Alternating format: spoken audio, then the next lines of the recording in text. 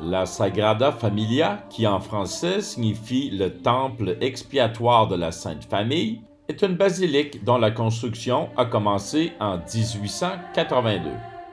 C'est l'un des exemples les plus connus du modernisme catalan et un monument emblématique de la ville. Elle est l'œuvre inachevée de l'architecte Antoni Gaudí. Les parties du monument réalisées du vivant d'Antoni Gaudí sont la crypte et la façade de la Nativité. Puisqu'il s'agit d'un temple expiatoire, les travaux sont exclusivement financés grâce à l'aumône et les dons. En conséquence, il n'a pas été possible de construire simultanément les différentes parties du monument lorsqu'il l'eût fallu, mais depuis les années 1990, l'affluence des visiteurs et le renom mondial de l'œuvre ont fait évoluer la situation économique.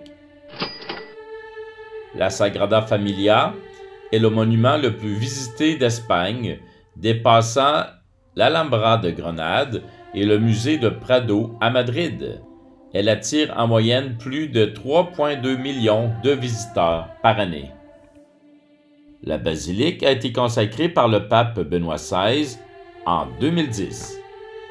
Le projet présenté par Gaudí, alors âgé de 31 ans, prévoit la construction d'un temple à l'architecture issue de son imagination personnelle, de tendance naturaliste moderniste, formé entre autres de 3 façades de 18 tours, dont 12 pour symboliser les apôtres, 4 pour les évangélistes, 1 pour la Vierge Marie et au centre pour symboliser Jésus-Christ. Gaudí souhaitait que le temple reflète l'histoire et les mystères de la foi chrétienne. Ainsi, les 3 façades représentent 3 étapes de la vie du Christ: la Nativité, la Passion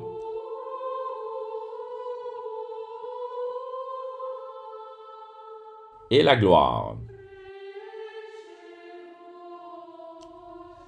Il voulait faire de cette église l'édifice le plus haut de Barcelone. Pour soutenir sa charge, il introduit de nouveaux moyens architecturaux jamais utilisés jusque-là en construction.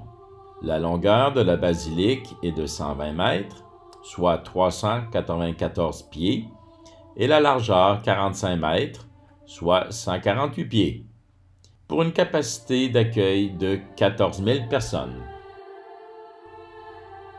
Gaudí a dédié le reste de sa vie à cette œuvre et consacre ses 15 dernières années exclusivement à sa réalisation, et en 1891, les travaux de la façade de la Nativité commencèrent. Il mourut à cette tâche alors que l'église était à peine commencée. Renversé par un tramway, Antoni Gaudí décéda le 10 juin 1926.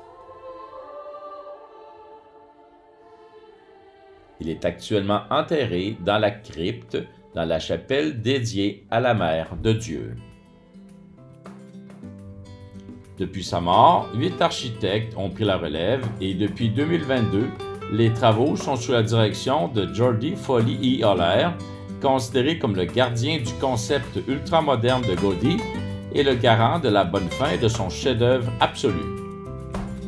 D'après les estimations basées sur les avancées des techniques modernes et la croissance des dons, la construction aurait dû s'achever en 2026, estimation d'avant COVID, pour le centenaire de la mort de Gaudí. Toutefois, les travaux de finition devraient continuer encore au moins jusqu'en 2031. Le 11 mars 2020, à cause de la pandémie, la construction a arrêté et la basilique fut fermée. C'est la première fois que la construction a été stoppée depuis la guerre civile.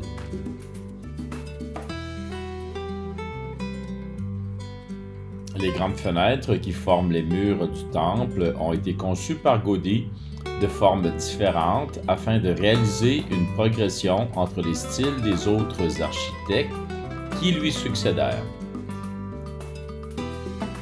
Voici les colonnes dont je vous parlais antérieurement, celles qui représentent les apôtres, Marie et Jésus.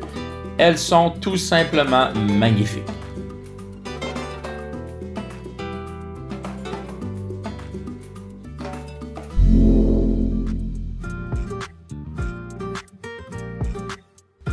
Une tradition ancienne et souvent méconnue associe chacun des 4 évangélistes à 4 créatures différentes.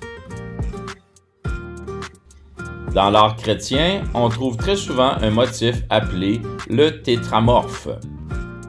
C'est le terme employé spécifiquement pour nommer les représentations des 4 évangélistes, chacun étant accompagné ou représenté par une créature.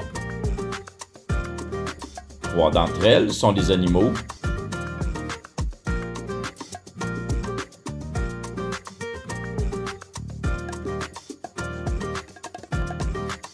alors que la dernière, celle qui représente Saint Matthieu, est humaine, mais angélique.